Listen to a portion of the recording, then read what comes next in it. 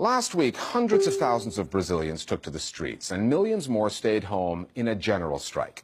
Much of South America's biggest, most populous country was brought to a standstill, with airports, factories, schools, public services all shut down. If this story sounds familiar, it should, because last year, a different set of protests brought down a different government, that of former President Dilma Rousseff.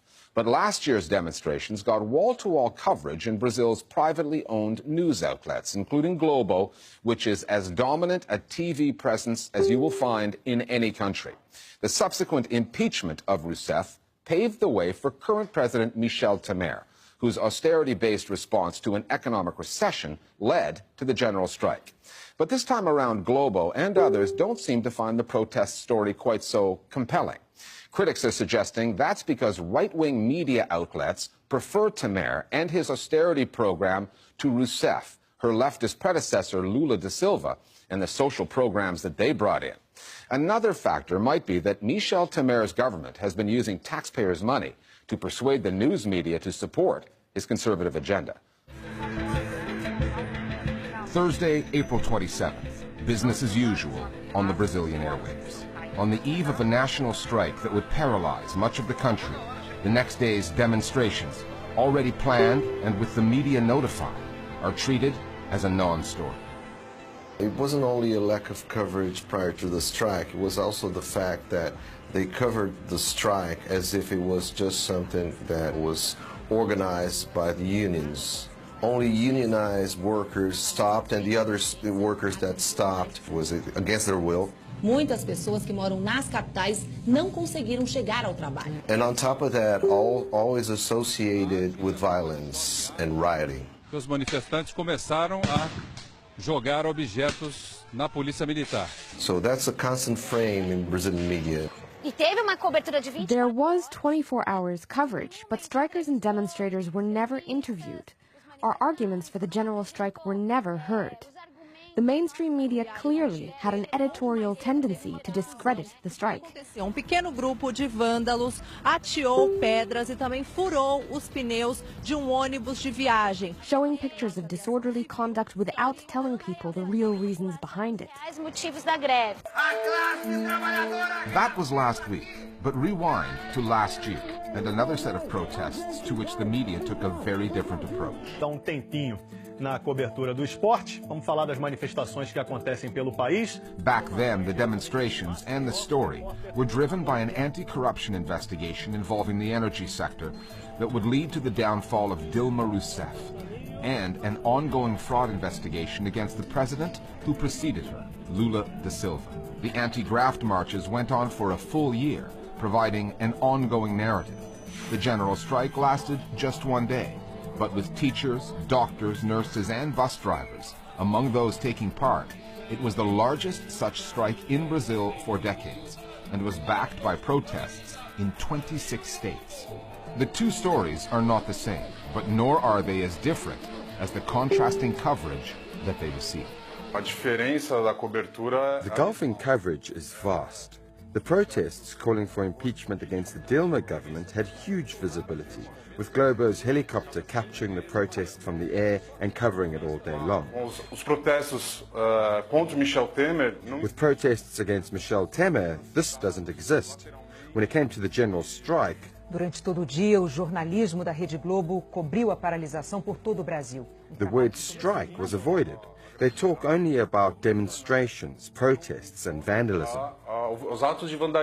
Many channels and programs, they are able to produce a coverage of an event like, the strike, where you have clearly two sides to it, and only give voice to one side. That's amazing. The media in Brazil is an oligopoly. I mean, it's dominated by a few groups. TV presenters, as well as journalists, are being co-opted to support the reforms. Silvia Santos, who is the biggest, perhaps the most popular TV presenter in the country, was summoned to meet with President Temer. They met, and on the next day, SBT, Santos's channel, started to broadcast messages like, "Did you know that if the reforms don't happen, you might not receive your salary?" The media story in Brazil starts with Grupo Globo, the largest mass media company in Latin America. It owns 122 TV stations nationwide, TV networks, radio networks, major newspapers, and cable TV systems.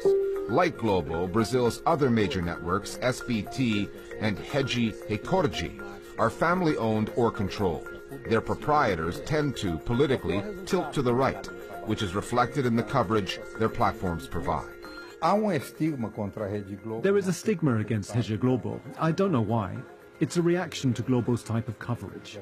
Globo has commercial interests and covers or doesn't cover events in a certain way or gives more space to this or that. It is up to them to decide. They are commercially motivated, as they should be. Globo has a clear tendency to take sides politically. We know that their main financiers, their main advertisers, are the big banks, the automobile companies. Multinational corporations, in tandem with the Temer government, are pushing for the weakening of the state, opening Brazil up to privatization, liberalizing markets and loosening regulations.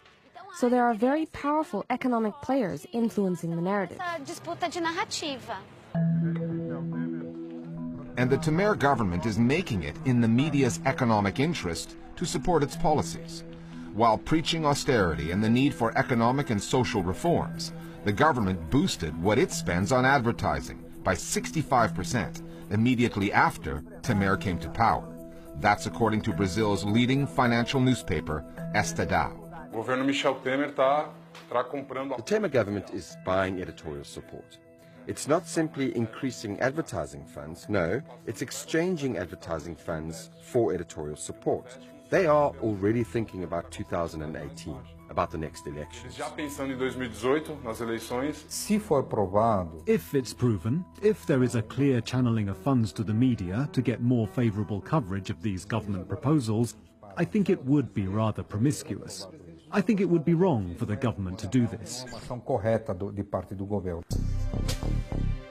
With multiple investigations into corruption, economic reforms affecting future pension checks, state spending on advertising, and where that money goes, the Brazilian political story is a complicated one. The story of the media reporting on it really isn't. Basically, it's what happens when news outlets that are supposed to reflect a multicultural, multifaceted society, such as Brazil's, are owned by and reflect the interests of one slice of that same society.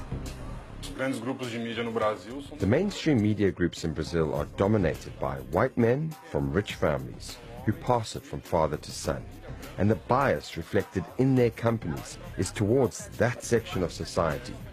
There is very little space for minorities, for the working class, for other narratives. It's always the elite speaking to the people with their own bias and worldview. So if you want to give it a class reading, you can say that, they really silence the voices of the poor, the ones that they are getting hit the most by the economic crisis. They don't have a voice. What is not being represented is exactly the organized part of Brazilian society that opposes Temer. E a gente começa essa edição mostrando agora de manhã a greve geral. Brazil's first general strike in more than 20 years has ended in violence. No decorrer da manhã, vários pontos aí com interdições. Agora começou a confusão, policiais de um lado atirando bombas de efeito. Class and race dictate how people view the government reform.